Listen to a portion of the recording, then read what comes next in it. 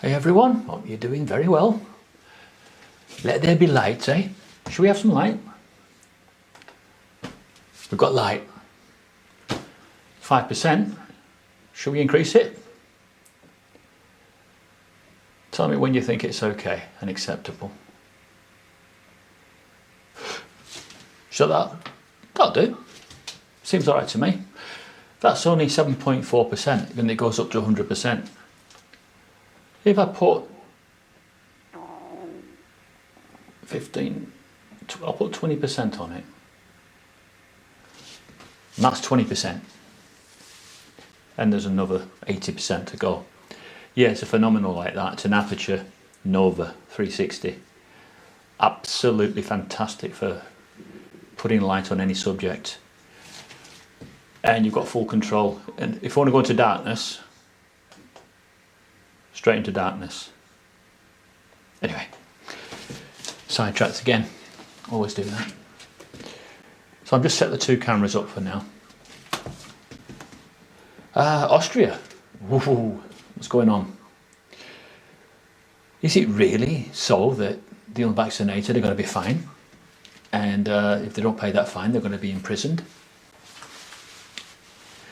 Now, Austria, the birthplace of a certain well-known despot of the past. Are they trying to bring back these strong-arm tactics that Austria was known for during the Second World War? Is this the way it's going?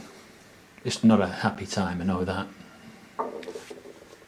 Excuse me, that's my stomach. I've got this thing called Helicobacter. For all those medical people, it's an infection in the lining of your stomach. I've had it for a few years now, and it gives off unpleasant noises at times. It's could be embarrassing, I suppose, if you was in a quiet environment and the Helicobacter was to play up. So I've just been having a look at the Hugo Talks last one about Austria, and I'm thinking he says that there's no way that they could imprison the millions of people that might decide not to take the vaccination.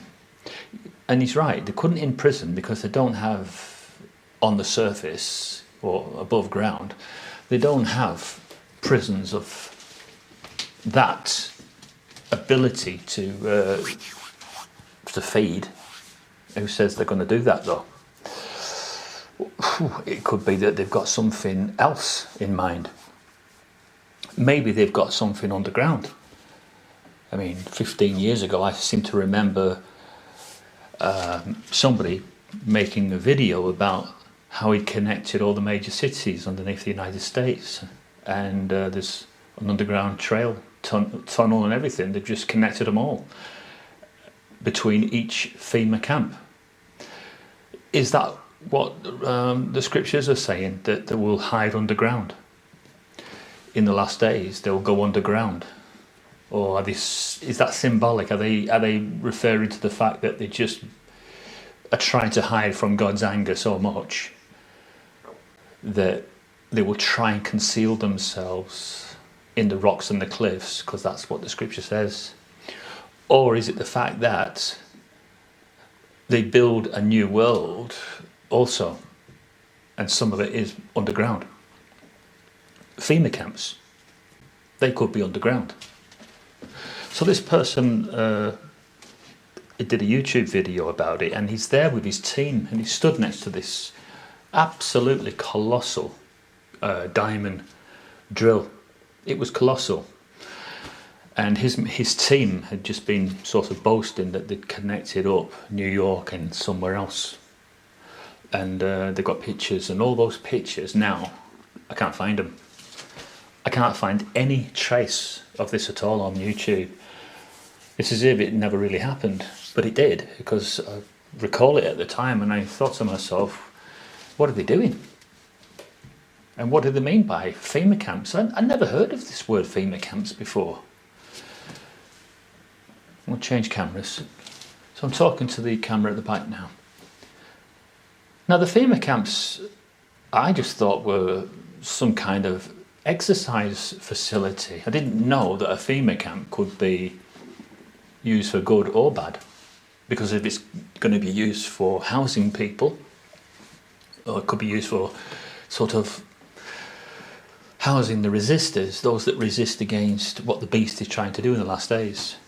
Because I still believe that the beast is trying its best to get everybody to worship it in the last days, one way or another, to pay some kind of homage or some kind of devotion or loyalty, is what I think that the beast is trying to do. And so we can use that as ammunition later on. Because I think that's what he needs to do. I think that's his whole objective. So we can turn round to the Creator just before his abyssing and then just say, look at that. Look what I did. None of them wanted to serve you in the end time. None of them wanted to live by your principles. And so I got them to worship me. And I think that this is going to greatly anger God, Jehovah, Yahweh, however you want to pronounce it. I think he's going to be greatly angered by this when Satan turns around and taunts him.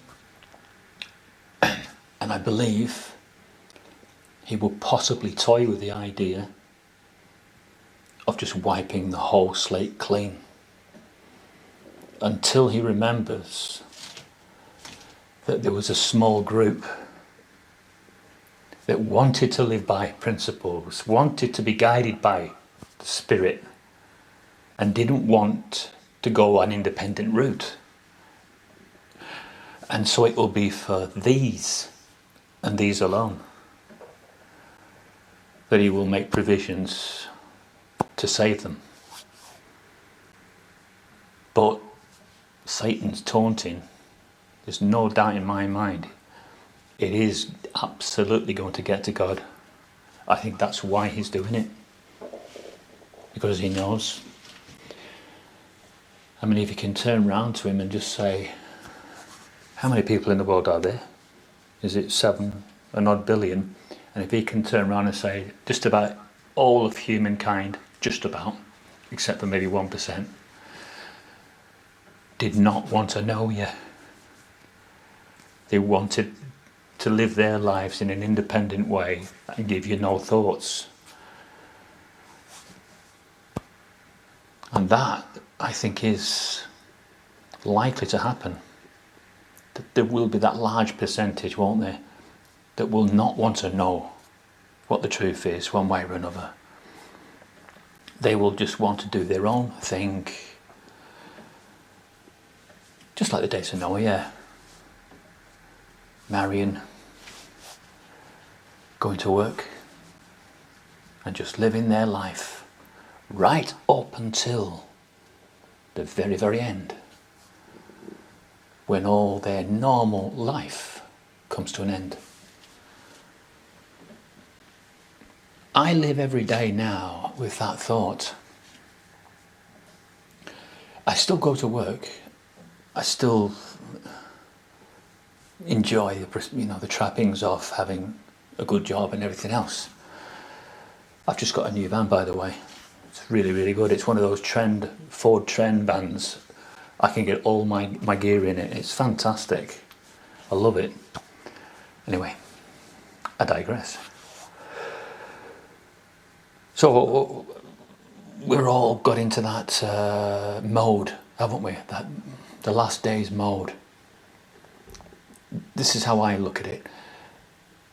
I might go to sleep at night and I may get a good night's sleep, and I may decide not to think about the nasty things that are happening in the world at the moment with COVID-19 and the fact that we could be on the precipice of a worldwide confrontation and war with China and Russia.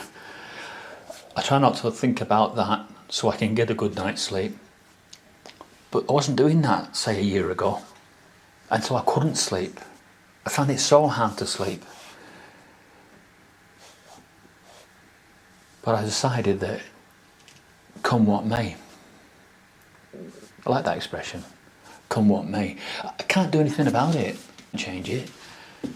All I can do is decide if I want to be on the side of those that pass from this system into a righteous new order. And the only one that can do anything about that, or the only one who can save me, is me. I'm the only one who can save myself.